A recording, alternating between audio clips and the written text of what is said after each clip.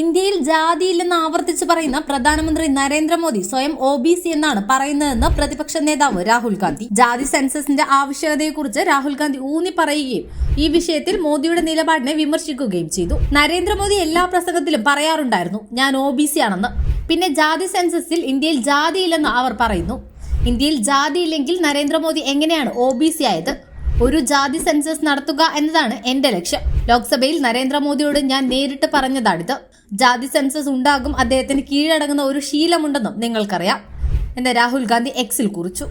ഒരു യഥാർത്ഥ ജാതി സെൻസസ് നിലവിലെ രാഷ്ട്രീയ ഭൂപ്രകൃതിയെ പ്രത്യേകിച്ച് ഭരണകക്ഷിയെ സംബന്ധിച്ചിടത്തോളം ദുർബലപ്പെടുത്തുമെന്ന് അദ്ദേഹം ഊന്നി പറഞ്ഞു.